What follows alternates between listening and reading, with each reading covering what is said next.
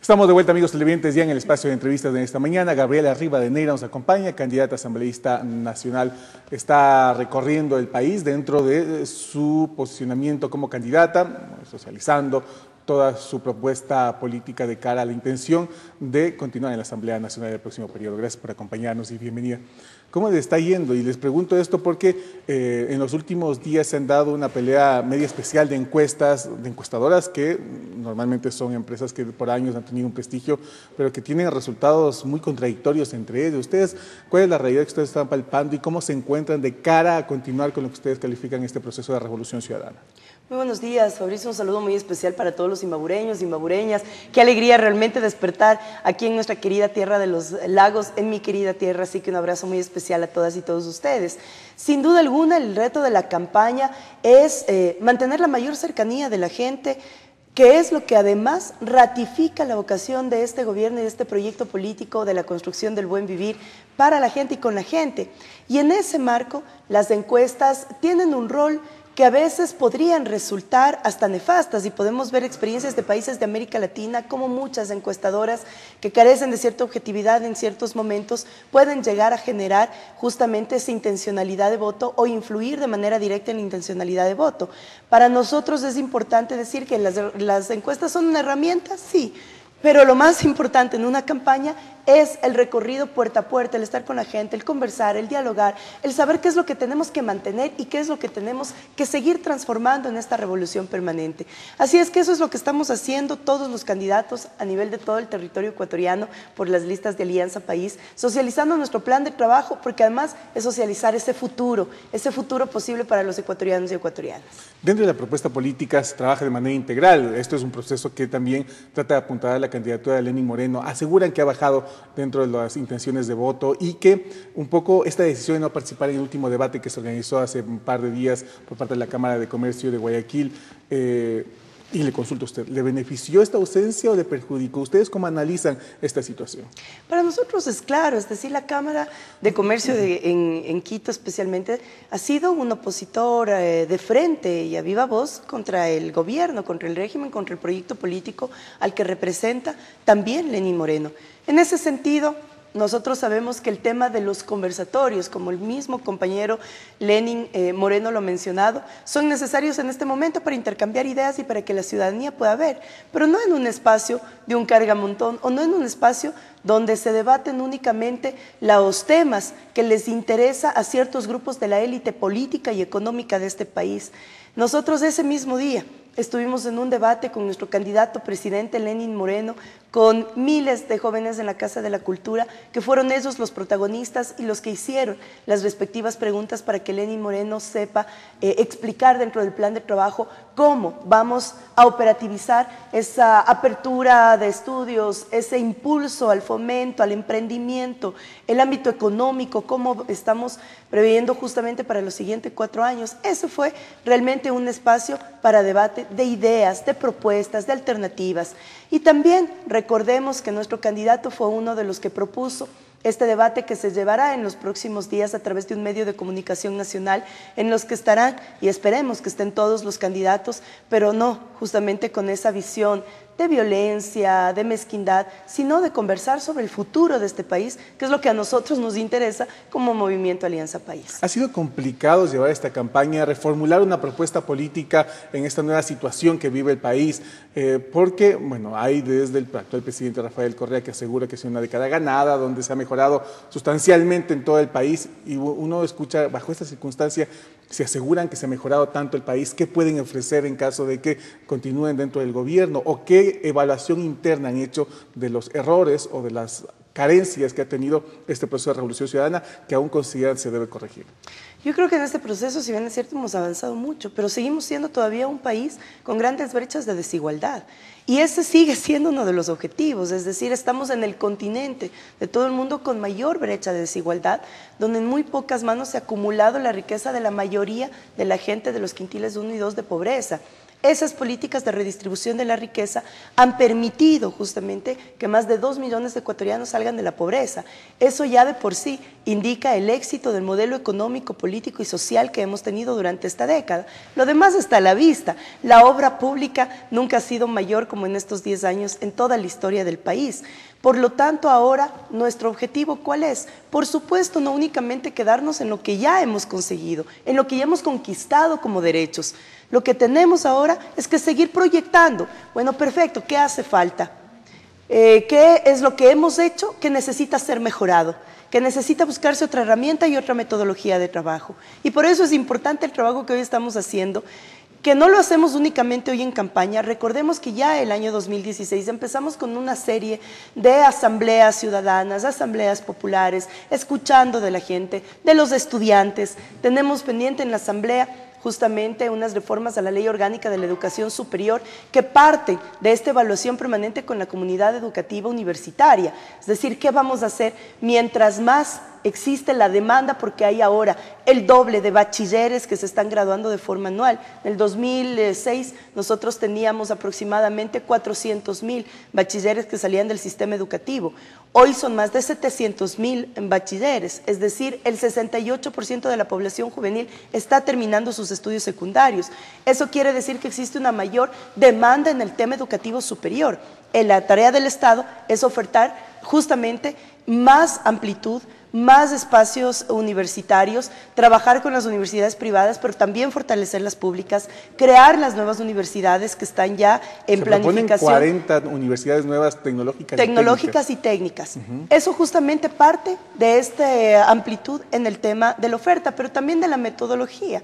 Es decir, si bien es cierto, tenemos que garantizar que los mejores estudiantes sean los portadores de ese esfuerzo que está haciendo todo el pueblo ecuatoriano para financiar la educación gratuita en este país y el sistema de becas, que además, valga recalcar, que a nivel per cápita tenemos justamente a nivel del mundo uno de los países que más invierte en becas internacionales para nuestros chicos. Entonces, esas son cosas buenas que hay que seguirlas haciendo, pero sí, hay que revisar la metodología. Inclusive revisar lo que se establece en la Ley de Educación Superior, los procesos para ingreso a las universidades. Ustedes abren la puerta de revisar estos procesos que se ha convertido en la bandera de lucha de la oposición, de los candidatos de la oposición, pero también ha sido una exigencia de muchos jóvenes que han visto que el proceso no funciona tal cual debería funcionar para garantizar un acceso democrático y realmente relevante a las universidades. O sea, funciona, digamos, y ha funcionado para poner la casa en orden, es decir, el cierre de las universidades de garage. Sí, por supuesto, y como digo, el año anterior la Comisión de Educación hizo ya una evaluación y recorrió varias universidades del país,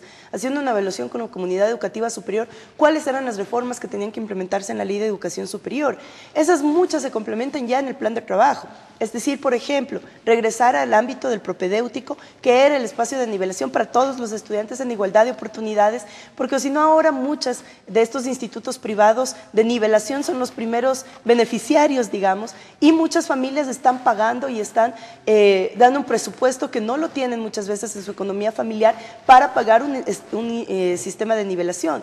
Entonces, el propedéutico, mayor oferta educativa, las 40 nuevas universidades técnicas y tecnológicas, hay que seguir ampliando la oferta educativa por parte de las universidades que ya están en funcionamiento, tanto públicas como privadas, y eso se lo va a seguir haciendo en base a una adecuada distribución del presupuesto del Estado en el ámbito de educación superior. Entonces son de los temas que hemos recogido. En el tema de fiscalización, de alguna manera es otro de los temas que se ha generado un debate especial, porque los representantes, los candidatos de otros movimientos y partidos políticos que no están alineados al oficialismo aseguran que es lo que ha carecido el país en estos 10 años. Producto de ello, ahora terminan apareciendo estos temas de corrupción a un nivel que se esperaba que a este momento del proceso ya no existan, pero estamos viendo que todavía existen.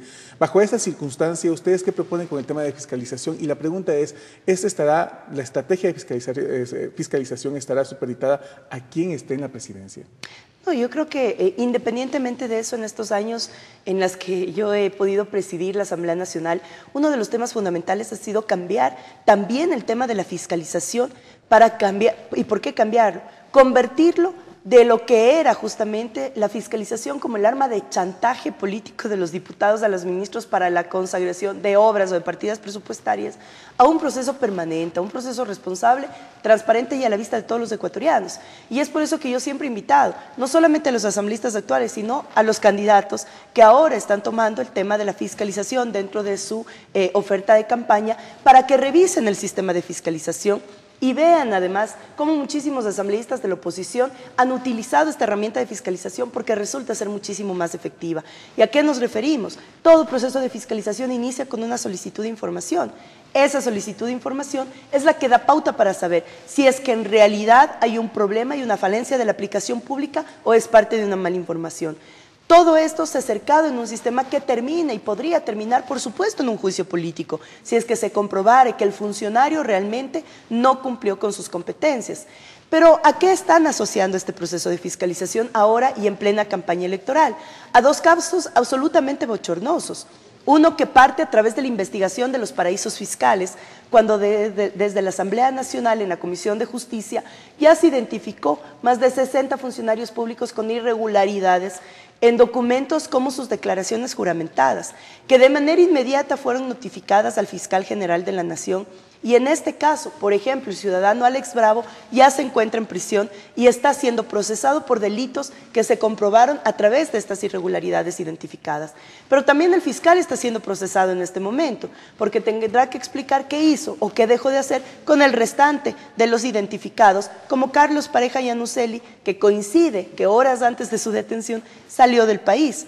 Entonces esos actos bochornosos de falta de control de las autoridades competentes, como también de decir que la corrupción es un mal que no le corresponde únicamente al sector público en el que hemos dado pasos importantes, sino también al sector privado y a la sociedad en general.